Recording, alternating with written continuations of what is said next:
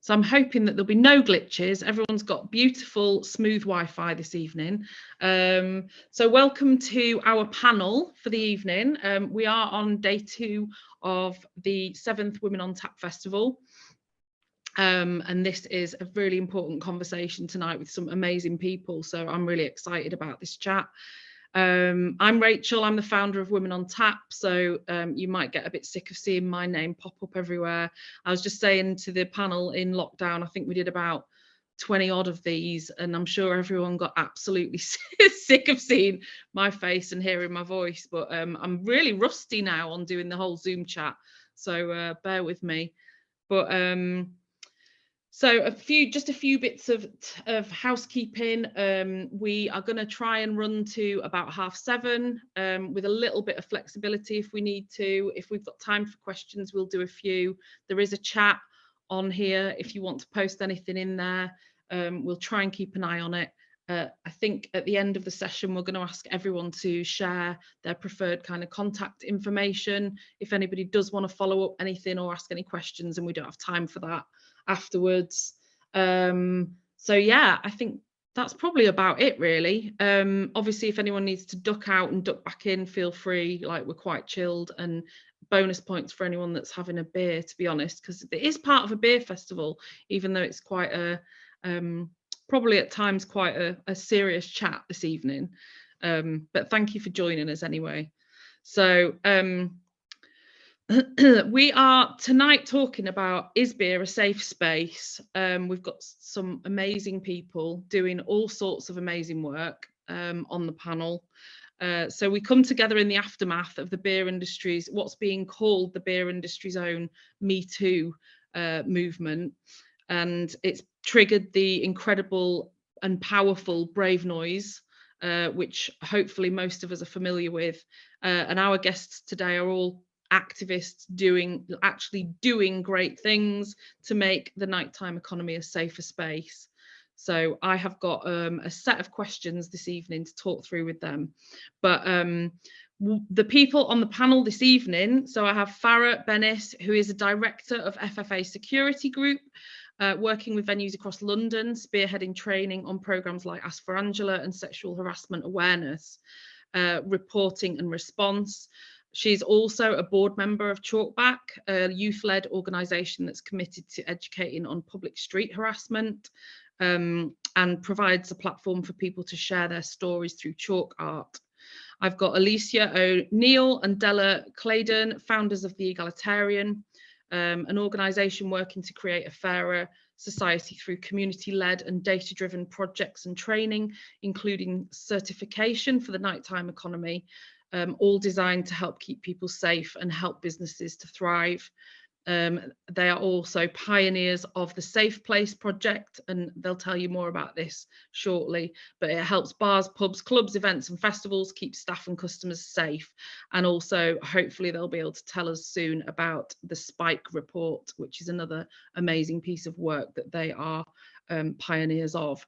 And Shreena Gobey is the Women's Night Safe Coordinator from Women's Lives Leeds, which is a non-judgment safe bus for women and girls to come to or be referred to in the city centre of Leeds at night if they feel concerned, unsafe, unwell or vulnerable.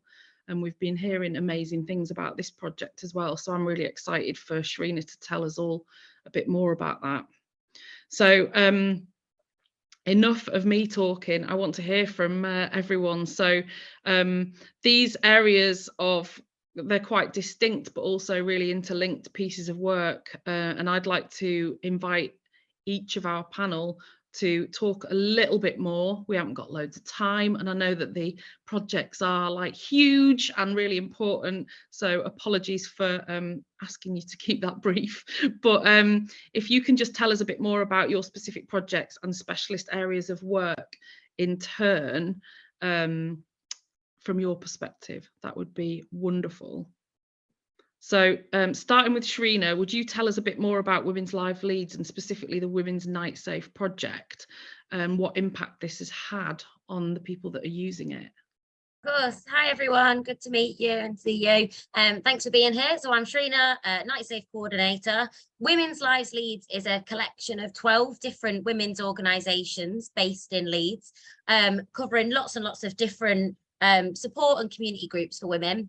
And Women Friendly Leeds is a social movement that was born from the Women's Lives Leeds Alliance. And then as part of Women Friendly Leeds, a safety survey was done in 2021, which we were super proud to have over 1,300 women and girls that took part in that survey. And from that survey, one of the main findings was around women feeling safe in Leeds City Centre at night time, and that created the rationale really for the Women's Night Safe Space. So there was a pilot in March last year, and then we launched 6 months ago. Today, it's our half a year birthday today, which is brilliant, a really nice feeling to kind of have that as a clear deliverable from the safety survey in an offer for women and responding to that safety survey. So the Women's Night Safe Space is in Leeds City Centre by the Corn Exchange every Saturday, 10 p.m. till 3 a.m. And then we do run on other key dates like bank holidays or payday weekends, or when there's certain events on in the city centre. And it is a partnership project that is got a health perspective. So we've got a healthcare partner, Bevan Healthcare, who do lots of street-based support health, and it is partnered also with Gough and Kelly Security to have a female SIA security guard as part of the team as well, and then sessional support from Leeds Women's Aid.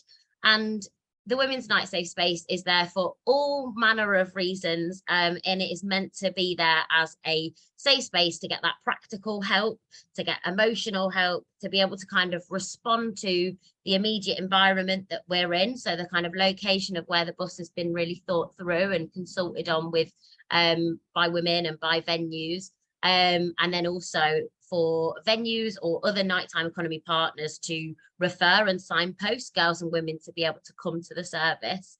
And it's about embedding really that women's space, and knowing that there's a woman that you can go and talk to, which then might not always be possible in some venues or in that environment of being on a night out. So it's making sure there is a space where you know there is someone you can go and talk to.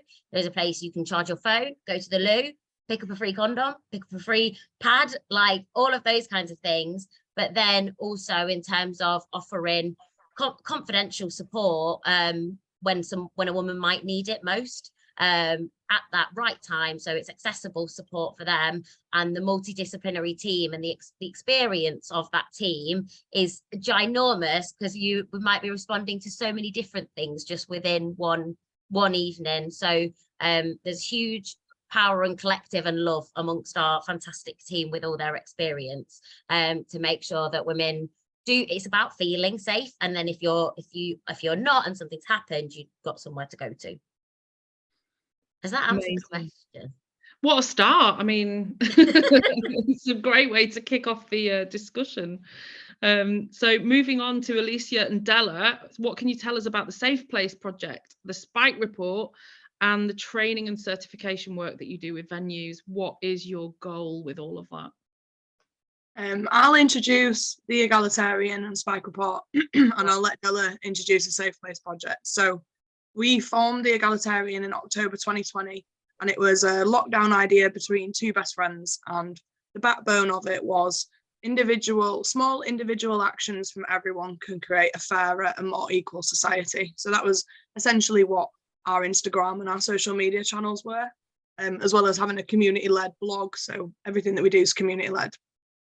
When it became apparent in November 2021 that people were being spiked by injection, as part of our community-led initiatives and individual actions, we were saying that we'd like our community to get behind the government setting up a publicly viewable spiking incident database, so that the community, the people at risk, people going out in the nighttime economy, they can be aware and knowledgeable themselves of how this spiking is occurring. We obviously knew that wasn't going to happen. The government weren't going to do that. So we set up Spike Report. We received 180 reports in its first 6 days of its creation.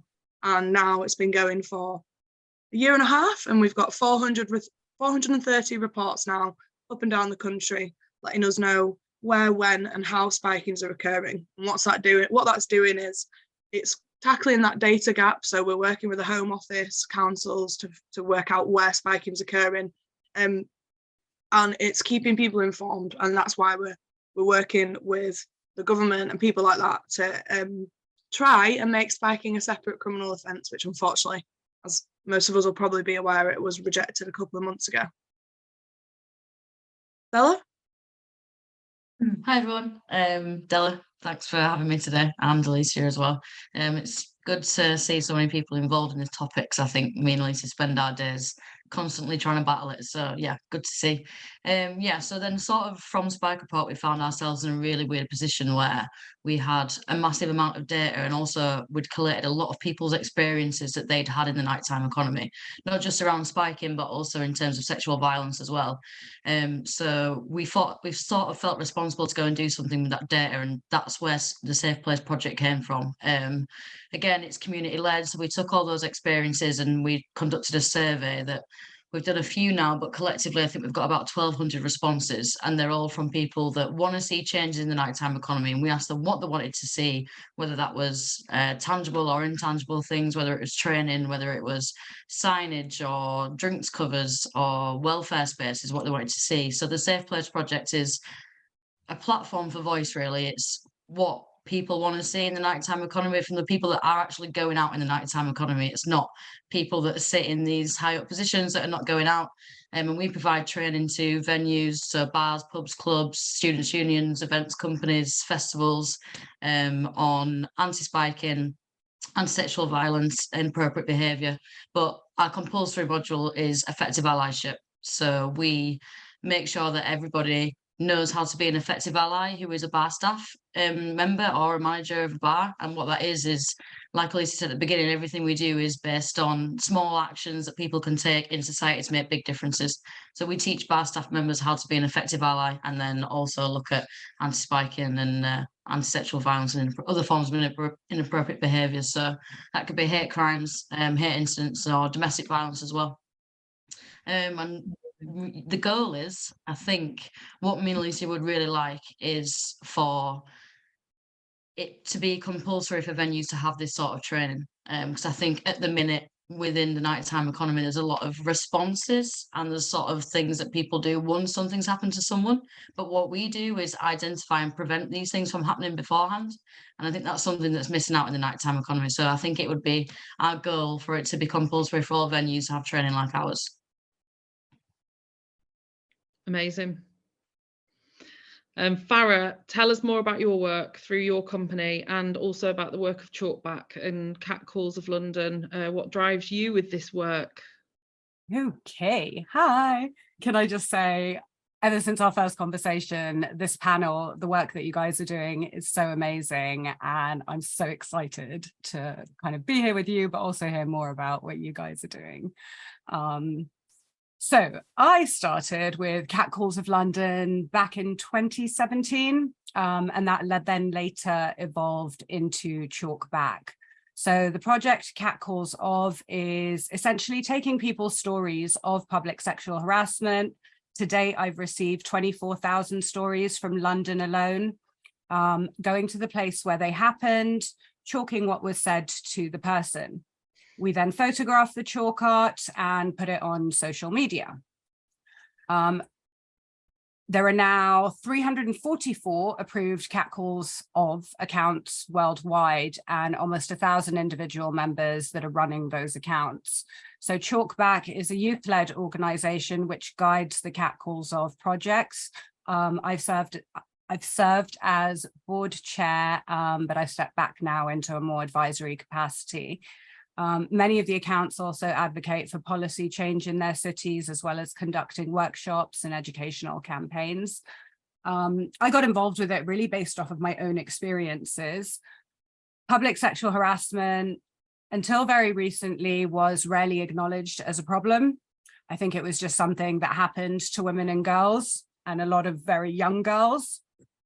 I knew when it was happening to me when I was younger that I really didn't like it. It made me feel uncomfortable, and at times it made me feel really scared and helpless.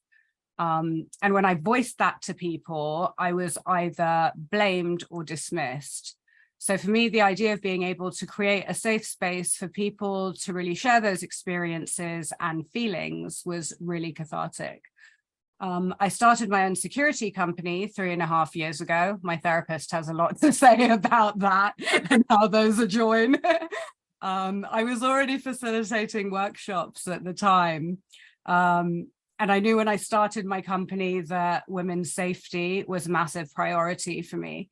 So I started offering services to venues in policy creation, staff training, and education.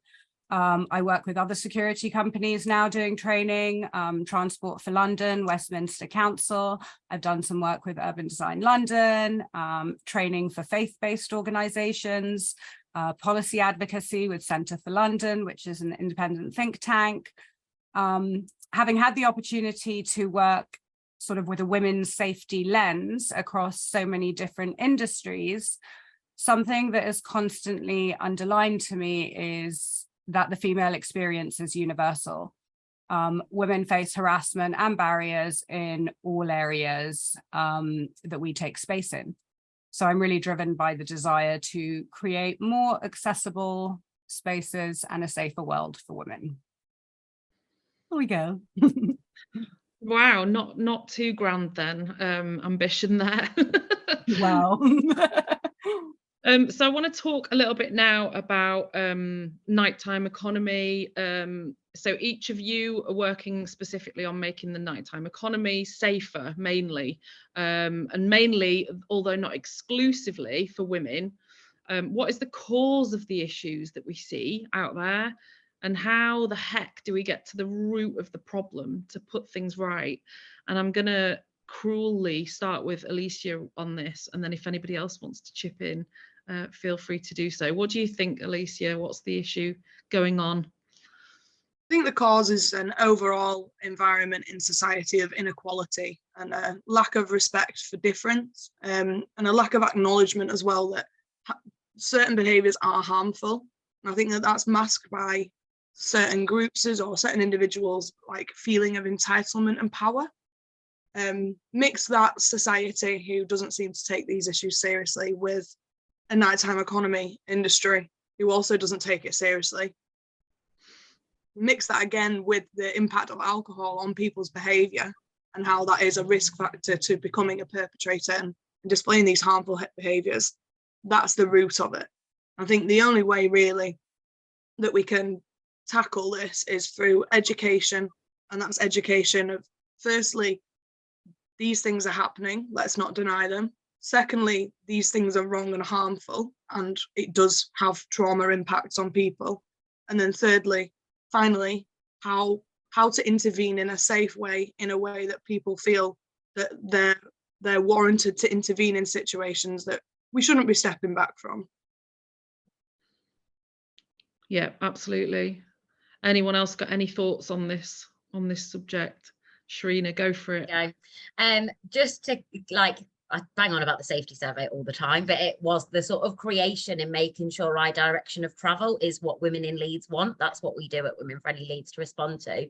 And the main thing really that came through there was a male's behaviour causing women to feel unsafe. It was their behaviour, and whether that is knowingly or unknowingly their behaviour to make women feel unsafe. So we have a really strong drive to make sure that we are having male allies as part of our social movement, that we aren't marginalising men from female liberation and empowerment at all. We need them as part of it, and all the awareness raising and education work that we can do. And that is then also a really great way to connect with people just on that individual level. So when we're having a conversation, yes, might be having a conversation with a male door staff in this professional about this project that's happening, and they're talking about themselves with their professional head on and their SIA on their side, but we're also trying to connect with them just as a resident of Leeds, as a human being. Do you know what I mean? And I think that's the way I would like to see us tackling the problem, is with a human approach and that societal approach, so that then hopefully things have a domino effect outside of people just feeling like, oh, it's my job to care about it at that point. Actually, it's much wider reaching and wider impacts. Yeah, absolutely. And we've always been quite into this at Women on Tap. Like, we're really keen to make it clear that this is an event and a cause that's about everybody. It isn't only about women or for women. We need everybody to kind of listen and be on board with this. So it's always been quite a big thing for us. Anybody else? Sorry, checking in again. Every week at Women's Night Safe Space, I would say just as much of what we do supporting women is about awareness raising and education work. Our bus deliberately says on the side of it, come and talk to us. That causes lots of usually drunk blokes to go, what do you want to talk about? And then that is a perfect, we want to talk about women's safety, actually, thanks. And they've approached you to start that conversation. That is them taking that first step into that space, into that conversation. And that's a really positive thing to be happening. Yeah. Wonderful. So with all this work and similar initiatives across the UK, do we think that things are improving? And I'm coming back to you, Shreena, on this one. And then again, anyone else that wants to add anything after. I think that, so I don't know if I can say categorically I've seen lots of improvement in the time that I have, either if we think about, I don't know, how long have I been going out in Leeds in the nighttime economy, or how long have I been doing this job? Like, I don't know where we're measuring from, but I am seeing an increased awareness, and from that increased awareness there is increased funding opportunities that make the work possible. Like, this work doesn't happen just off goodwill, and nor should it. Like, it needs experience and it needs resource to make it happen. And I do see that. I'm really proud that I see in Leeds and West Yorkshire with our Mayor Tracy Grabin and our Deputy Mayor Alison Lowe, ending violence against women and girls is their #1 priority. They have ring-fenced a certain amount of money that is specifically for that. So that is an improvement that I see that I haven't seen before. And that awareness is there, whether that's in the media, whether it's like in all sorts of different spheres of life. So I think that we're on the right track, but I can't say that we should I'm rubbish at phrases. Is it like rest on your laurels or something like that? Like, we're definitely not there yet, basically. Yeah, still lots more work to do, but yeah. what I really love about this panel is that people are like actively doing things. It isn't, I know we're sat here tonight talking about it, but what really matters for me out of this is that everybody here is actively doing something to make a difference. And that's what we need to keep doing. We need to keep going with it, don't we? So what more needs to be done in this area? How can we amplify or just continue this great work? And who needs to step up? And I'm coming to you for this one, Farah. What do you think about this one? Wow, big topic. I mean, so when talking about improving women's safety, especially in the nighttime economy and overall, I think we have to acknowledge that it's a multifaceted issue. It's going to require a many-pronged approach. It does require with action from a lot of different players, and government, police, local businesses, community organizations, the full works. Government, on a policy level, I think we need to see more from laws that protect women against harassment and violence, but then they actually need to be enforced effectively. They should be accompanied by educational programs that actually promote respect for women and understanding their rights. Funding, Shreena mentioned, to better understand the issues, provide subsidies for initiatives that are actually working to improve women's safety. And yes, I know there's also that Violence Against Women and Girls Fund created sort of post Sarah Everard, but I also know of many deserving and incredible organizations that had applied for it and were declined for not meeting criteria. Police, what can I say there at the moment? I think we really need to see them working more closely with local communities to build back trust. They need to improve their response to incidents involving women's safety. This isn't just enforcing the law, it's providing preventative measures as well. So regular patrols in areas known for nightlife activities. We know the police need proper training in how to handle cases of harassment and violence against women. I'm going to stop on my police topic now because I could go on for that for a very long time. Local businesses as well, owners of bars, clubs, other nightlife establishments. Everyone has a responsibility to ensure the safety of their patrons and their staff. So whether that is vetting and hiring well-trained security, having proper effective security cameras, implementing zero tolerance policies, actually enforcing those policies, which is a whole nother side of things. I think it's really important to create a culture in which everyone, your staff and your patrons, understands that harassment and violence won't be tolerated in venues. Urban planners and transport authorities, they're also in the mix. So adequate lighting in streets. I know I hate saying lighting because it just feels so, but it's true. Well-maintained public spaces, safe public transport, especially during late hours. How many of us have stood trying to get a bus at 3 o'clock in the morning and been unable to, or had a bus drive off while we're running down the street trying to catch it? And, so that's another side to things. And then community organizations look at the other panel participants and the work that they're doing. These are the kind of initiatives that need to be supported. They provide resources for women, safe spaces, transport, support services, education. You're all bloody awesome. Individuals, everyone has their role to play. Men in particular, help by standing up against harassment when you see it, educate yourselves, and then educate other people around you, both on women's rights and issues. I think we can all agree that the issue of women's safety in the nighttime economy is not just one that's going to be solved overnight, unfortunately. But however, if everyone that I've just mentioned and spoken about does their part, works together, maybe we start to see, more significant progress. I think what struck me about that list, which was, I feel like we all need that list written somewhere, because those are like the ingredients of like the utopia that we all kind of hope for. Cooking pot. But a lot of that is just common sense as well. There's a lot of that it doesn't need massive funding. It just needs a commitment to doing it, which I think, that's what we need to kind of shout about now, is how do we get people to step up and just do the easy things first while we try and work on the rest. So anyone else got anything to add on that? Shall I move on? It was a very comprehensive list. It was. You know, I've thought about this a lot. I would say that response, Ben. So what I want to talk about now is things like Ask for Angela, similar initiatives. I know that Farah, you talked about working on things like this in your work. How effective are they? And can things like codes of conduct influence better behaviour? I'm interested in everyone's kind of thoughts on this, really. But if we start with you, Farah, again, just because I know you mentioned Ask for Angela specifically.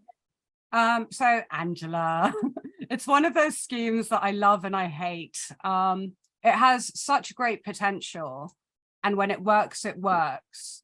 Every venue I go into where I see a poster advertising it, I ask for Angela at the bar because I want to see how they respond. My friends now do it as well, just to feed back to me. I'm sure so many people hate us, but it's 50-50 on what responses you get. So I've been told, I'm sorry, I don't know who that is. Oh, sorry, she's not in yet. I've literally had a barman say to me, oh, is that to do with the poster up in the bathroom? And then ask me, what is it? So, you know, equally, I've had feedback from venues where they've been able to use it effectively and been able to help people in trouble escape from difficult situations. And I think it also poses a sort of, shall we say, a totem. So we as a venue are a safe space, even if Angela itself is not specifically used. But I think what we really need to see is venues taking a bit more responsibility beyond putting up a poster and then calling it a day. I know hospitality staff turnover, definitely here in London, is extremely high. So paying for training for a whole team, I get it. It's not cost effective at all. But paying to train managers, who usually tend to have a bit more longevity, can work, and train them to effectively brief their teams once a month and refresh on policies, much more sensible, much more cost effective, and can work. So incorporating those sort of policy reminders and simple training into like shift start briefings and things like that, great way to ensure that your staff are reminded of what you as a venue and an organization stand for. I think there's no excuse at this point, really, as an organization now to just be putting up posters and saying this is what we do. But yes, I do think that sort of having those things can influence behavior, especially if your staff are backing that up. Yeah, I find it really interesting what you say about you know, almost it can have a negative effect if places use it as a way to tick a box and make themselves feel better about being an activist, whereas actually all it is putting up the poster that says it, and it does need that kind of backup and that sort of, you know, just, you know, the action behind the words, really. And Della, can I ask you about code of conduct? I know you do quite a bit of work on that side of things with venues and stuff as well. So do you think that that is an important thing for venues, events to have? Yeah, I do. I think just before we go on to code of conduct, just a couple more things and ask Angela, because I thought it was really championed it when we first got into this industry, just because it was the only thing that I knew that was being done to protect women in the nighttime economy. But as time sort of gone on, similar to what Farah said, the training wasn't being enforced because of high turnover of staff. But another thing that I don't really like about it is that it's still putting the onus on the victim to go do something about what, if they're going through danger, the victim's got to go do something about it. And it's very responsive, and it's like something has already happened, what can we do then? It's not very like, well, what are we going to do beforehand to prevent these things from happening, or what can we do to actually stop it from happening in the first place? This is sort of like we're assuming that the victim can get out of danger to go and do something about it. It doesn't actually solve any issues if if someone's already endangered as well. It's also incredibly fragmented across the country. So, but whilst, you know, I'm giving it a lot of stick, I appreciate that, but I think it could be done much better. And as me and Elysia have been going up and down the country and delivering to venues, each sort of city now has their own different take on it, because they're also sort of boycotting it and doing something else. So it's becoming incredibly fragmented. But I don't want to take away the good stuff that it has done, because in the same way that Farah said, it has actually brought to attention that these issues are happening in venues as well. So I think more needs to be done in terms of identifying and preventing these things in the first place, rather than just having a system of like response techniques, let's say. But yeah, that's my qualms with Ask Angela sort of out of the way. Just thought I want to get that in. Go on, Elysia, you want to say something? Fine. Just want to chip in as well about what we found out recently, Della, at a training session, was the recent implementation of Ask for Clive as well. Oh yeah. I think that's important to mention, that LGBTQ plus community have also now got an initiative going on, which we're seeing the first steps of, which is really positive. And maybe we could learn from the mistakes of Ask for Angela and see if there's a way that we can implement Ask for Clive better.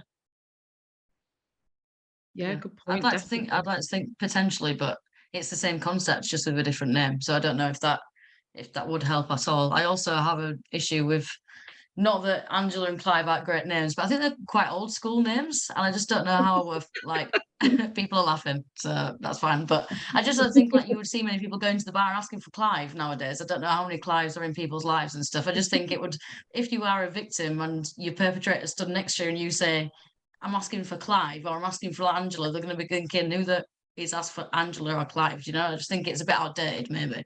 Yeah. Shreena, go on. I was just going to chip in terms of kind of like agree with the kind of disparate, particularly across the country, and everyone's different experiences or opinions of it that can sometimes create either distrust or mystery around it, or for lots of different reasons. I'd like to think in Leeds, the way that our Angela was designed in terms of consultation is a good thing, that women like the look of what that means as those posters and that visibility. And it is something that, because it's everywhere, like it's almost like that's why the quality control is hard and needs to happen, but because it is that repetitive message in lots of different places, hopefully that can help just again like raise that profile of like, what's that thing. We need that visibility in venues, because hopefully it can prevent, like, we want, if venues were more solid about it and it was more visible, it could potentially prevent things happening if people actually knew what it was. And then I think in terms of education of application of Ask for Angela could be much broader in terms of the sectors, and just to move away some of the conversation from its only application being on a first date and you want to leave a venue, but you want to alert attention to the fact you've been groped so that someone is removed from the venue, or you want to alert for lots and lots of different case uses, basically, because I think it's got this very route one view of, you're on a first date, they're not what you think, you feel uncomfortable, you go to the bar, you're helped out of a back door. And it's like, actually, there's loads of situations where I don't want to end my night, but I feel uncomfortable because of this. So that's about public messaging for women, and then responding to women to what that is, because I don't want to like lose that awareness that it has got, but there is a quality control job, a real development job on it, 100%. And I'm pleased we've got Sarah, who's on the call today, who is our new Leeds Ask for Angela project worker, so that again there is actually capacity and resource to pull that together, because there are loads of different people that are sort of stakeholders or invested in that. There's a local authority view to it, there's a police view to it, there's in Leeds, the Women Friendly Leeds view to it from the third sector, and actually we need a like holder of that in terms of accountability and consistency. So again, sorry to go on about it, but again, something Farah was saying in terms of training managers and sort of like letting that trickle down, is we, again, learning on the job, me and Elysia, when we were delivering our training to a client, we sort of took that approach. It was a really big client that were very dispersed, so we sort of trained their managers hoping it would trickle down, and that didn't quite work. They didn't quite get the training out and rolled out properly. So my only fear is that potentially that might not work, and venues might start seeing it as a tick box exercise, because we weren't born yesterday. We know that venues do that sort of stuff. They want to be seen to be on the front, on the surface, seen to be doing as much as they can, but I don't think it actually does trickle down to all the staff. So I think if training about Ask Angela was to be done, I think we have a policy now at the Egalitarian where we have to train 75% of your front of line staff on these issues, otherwise you won't be certified by us, because we wouldn't be confident that they would be able to fulfill their duties as an effective ally if they didn't. So I'd like to see something like that in place for turnover of staff in venues, for Ask Angela training for sure. But yeah, back to the code of conduct stuff. Sorry about that. I feel like I caused havoc. Good. Yeah, so I think the good thing about code of conduct in the nighttime economy and putting them in place with venues or breweries is that we can apply a set standard that me and Elysia like to think is good enough to have in venues. And if we think you're applying the code of conduct and you're enforcing it and you're implementing it, we're helping venues do that to a standard that we're happy with, and therefore that our community are happy with, because they've told us what they want to see. So I think, yeah, it can enforce really good behaviour from staff, from management, and hopefully then if we're enforcing that throughout the venue, from patrons as well. So yeah, I think code of conduct can be really helpful, and I think we probably should be rolling them out, but we should be doing it collectively. And people on the panel, this panel right here, and other people in the industry that are trying to make moves in this environment should collectively come up with a code of conduct that we're all happy with, and that we should be dishing out to venues, because it's not, me and Elysia sometimes feel like we've got imposter syndrome, like we've got a lot of voice and we're telling a lot of people to do a lot of things, but we're only as strong as everybody here. Do you know what I mean? So if we can get everybody to sort of agree that, and we can distribute that out, I think that'd be really good. Yeah, absolutely. I had a good chat with Ellie from Camera, and we've launched a podcast this week. Obviously, Camera did a big exercise on getting a code of conduct in place at their festivals, which they're going to roll out across all of their events now. And that kind of sort of leadership in the industry is really important.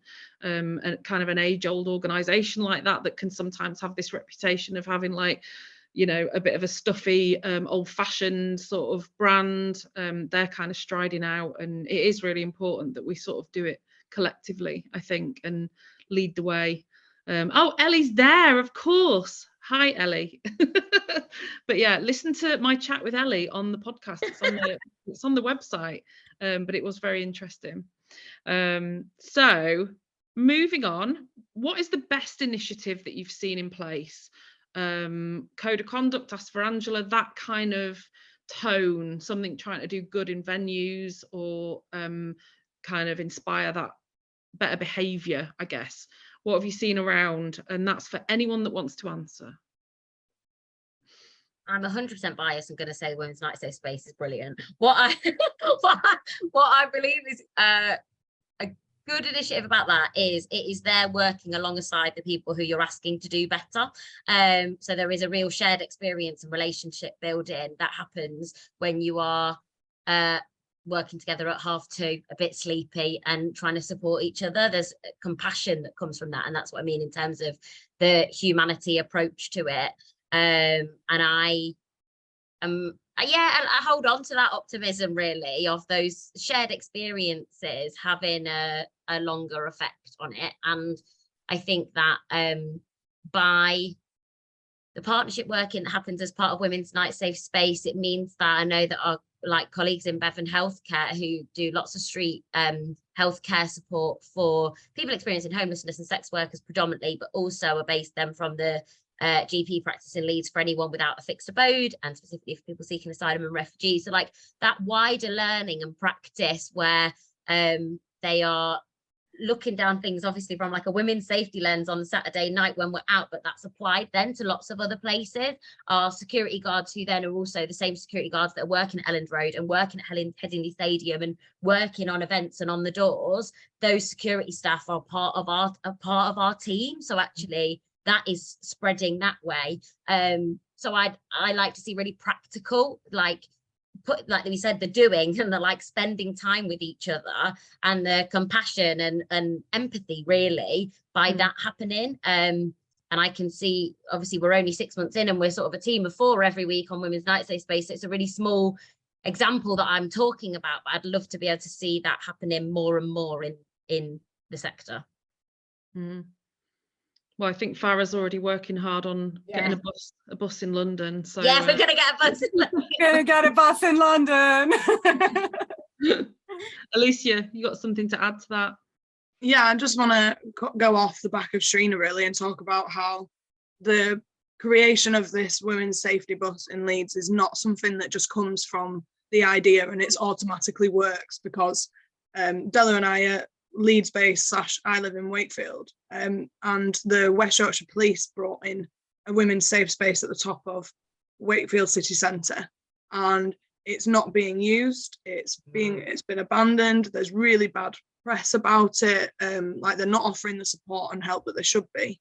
So just really kudos to Shreena and the work that her team are doing there with the Leeds safety bus, because that is working and it is providing a safe environment. And we've received funding from the West Yorkshire Mayor to train up the entire city centre of Wakefield. It's quite close to home, means a lot to us. And we're trying to work with the police on making that as successful as the Leeds one and seeing what we can do. So we'll definitely be having a chat with Women's Lives Leeds and Shreena about it. Yeah, and we want to share that practice, because I think there is all those different kind of stakeholders involved in it, and also really then does depend on what organisations are available in that city as to and what their capacity is and who do they recruit, and like and all that kind of work really is completely fundamental to the sort of success and usage of the service. Because there's one in Huddersfield. From what I know, there might be other ones that exist, and like my knowledge is more just on Yorkshire. The one in Huddersfield is sort of most similar to Leeds because it's got quite a health perspective on it, but then there's also one in Bradford. Then some are run from buses, some are run from buildings. Like actually that greater sharing practice between these safe spaces that are all relatively new, and there have been older initiatives and there has been lots of different things that have happened, but we're doing it now with, yeah, maybe some more funding opportunities, with some increased awareness, with some more skill and knowledge and understanding. On it would be really fantastic actually for those kind of collection of where there is safe spaces to share from it, because yeah, it's really sad to then hear, because I'm sure there will be women that like would have used it. Do you know what I mean? Yeah, it's great. It feels like you're going to become this kind of shining example of how it's done, which is great to have that case study and that kind of reference. So well done, like kudos to all of the people that kind of were involved in getting that up and running and now deliver it, because it seems to be a really important project for many reasons. And we're only 6 months in. There's lots of developing, you know. This is like, there was a 4 or 5 week pilot last year in March. This is the first year of funding, which every single week we're learning. I'm thinking, okay, what about this? What about that? So the development of it is only gonna strengthen. Yeah. One of my next questions, which I'm going to actually skip just because of time, but I was talking about what's the alternative. And I think when we spoke to Emily, who I believe you work with, Shreena, she was saying that people are turning their back on going out. Young people are kind of deciding that they're not going to go out because they feel scared or it's too risky. And actually things like the Women's Night Bus can just give them that reassurance, which is obviously hugely important for the well-being and general health of the nighttime economy. Because what is the alternative if, you know, if people just suddenly just don't go out because they don't feel safe, they don't feel supported, they don't feel like there's anywhere to turn? It's unthinkable really for the nighttime economy, for the beer industry, for all of this kind of knock-on effect that it would have. So it is hugely important that we address all of these issues and do the things that everyone here on the panel tonight are doing. And I think it's also about like young women's independence, because it might not be, sometimes might feel scared.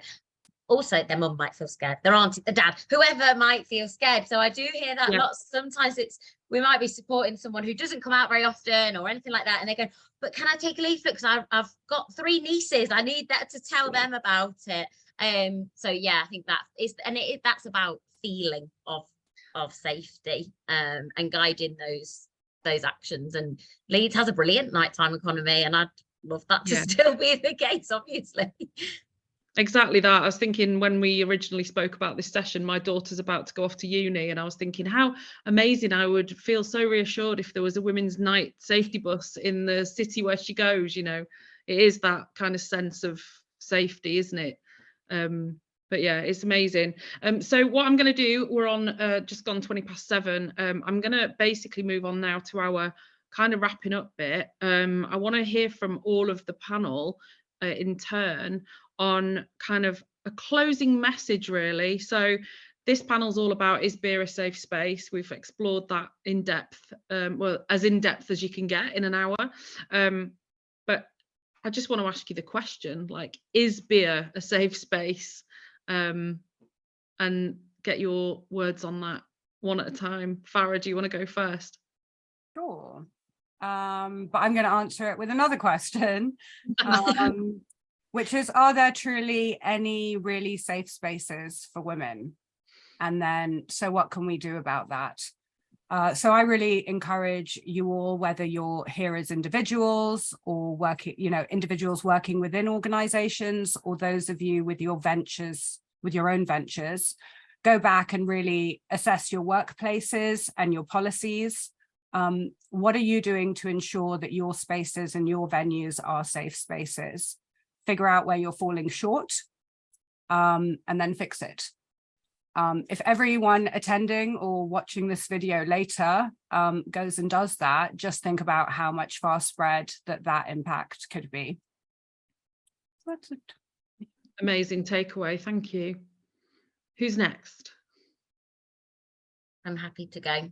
And I cannot claim to be an expert about the beer industry. I love drinking beer. I was at a pub the other day and I was telling, so Emily's my manager, I was telling her the other day, I said, it's buy one, get one free on pints. That was brilliant. That made me so happy. It just made me so excited. There was a buy one, get one free offer. So I can't claim to be an expert about that. But what I think is super important is continue the education for men and male allies. I really do think that is absolutely fundamental in those personal relationships and professional relationships. And I would say, in terms of, sometimes it's really hard. Well, I think for me, in terms of my experience of why I wanted to do this job, why I wanted to start Women's Night Safe Space, loads and loads of things like that, it's actually like, in terms of that everyday harassment and all those kind of things, actually being in tune to be like, I don't feel right about this, or these behaviors are like this, and not feeling at all any shame or embarrassment about that, so that those conversations and support is happening. And I think that would help make it safe. But also, I don't know if the beer industry is any less or more safe than other industries. You know what I mean? It's a tricky, like, hard question to think about, but I would encourage everyone to feel confidence in, like, asking for help or asking someone to do better by you. Yeah. Elysia, Della, what are your thoughts on, is beer a safe space? Della, do you want to go? I mean, the obvious answer to this is no, otherwise we wouldn't all be here. But I think there's no one else is going to solve it for us. I don't think so. Why we can't stop, and I know that we're not going to, and I know that everybody here is here for a reason, and they're not going to either. But I think, just echoing what other people have said, which is, we have to make noise about it continuously to people that are in charge and that have the power to put policies in place, to put code of conducts in place, to get funding for training. So no, I don't think it's safe, but I think we are making small gains and small wins along the way. And if we can all collaborate and work together on it, then I think we would definitely get there eventually. But yeah, not right now, maybe.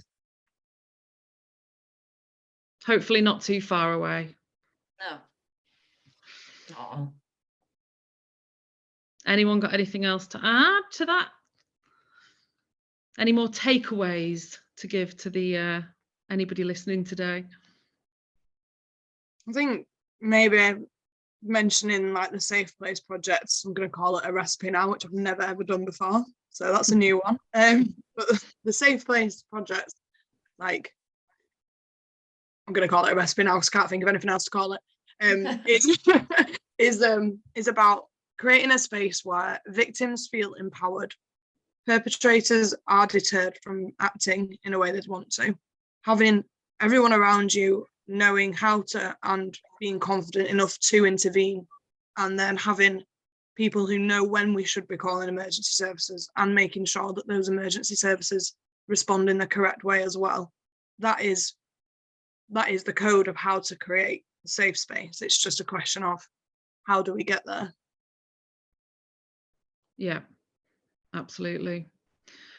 Well, it's been amazing hearing about the work that everybody's doing. I just think, like, I'm so lucky to have been able to go, will you come on this panel, please, you wonderful people? Because the work that you do, I kind of watch all the time from afar on social media. And I know that through work, we've been involved with the Egalitarian and some of the stuff that you're doing. And I just think it's amazing.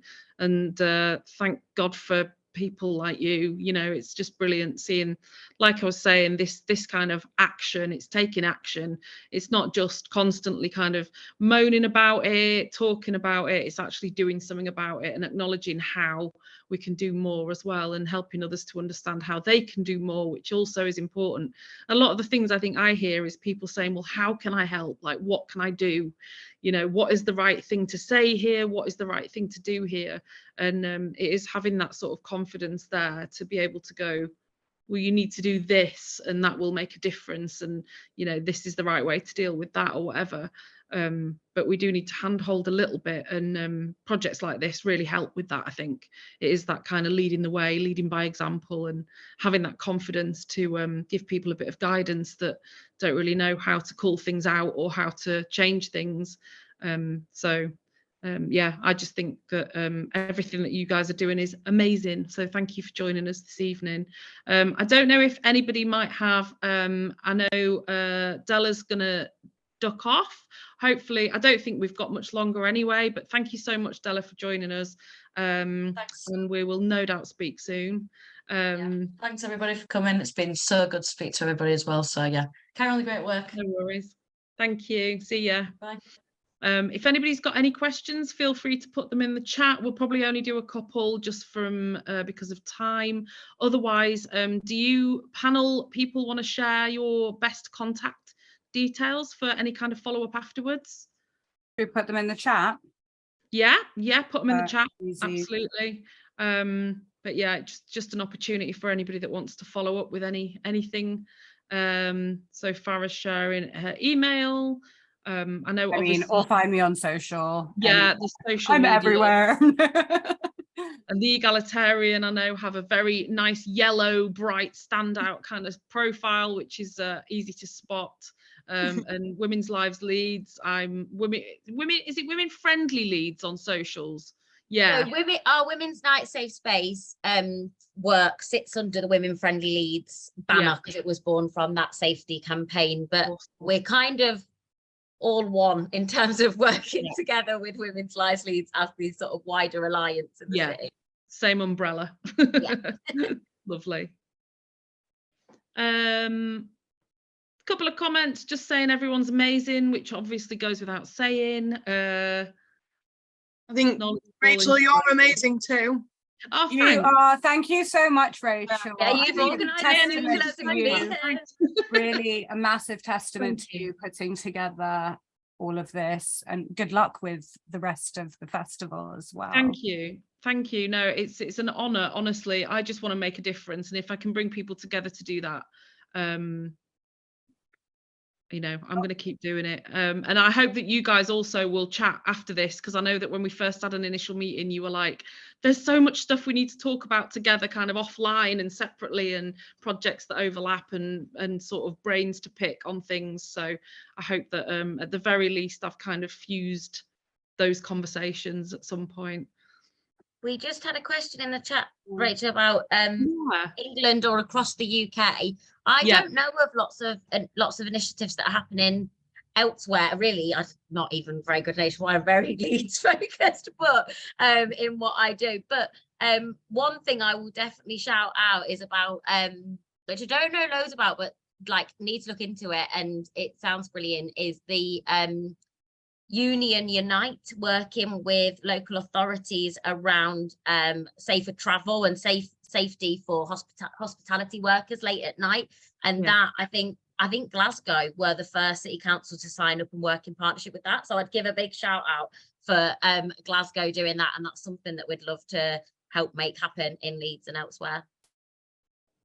On another note, like just talking, like I think, and we've kind of touched on this, I'm about to go on a tangent, I'm sorry, but how siloed and so many amazing little projects are. So a new project that I'm working on is a Women's Safety Council, which I would love to speak to you all about, by the way, but it's meant to be a UK-wide initiative, taking all of these amazing people with these projects and seeing how we can duplicate them, not just in their cities, but across, and take learnings from people. Because that's one thing I've learned in my work. I meet so many amazing people and they're working in their cities and here, and I learn so much from them.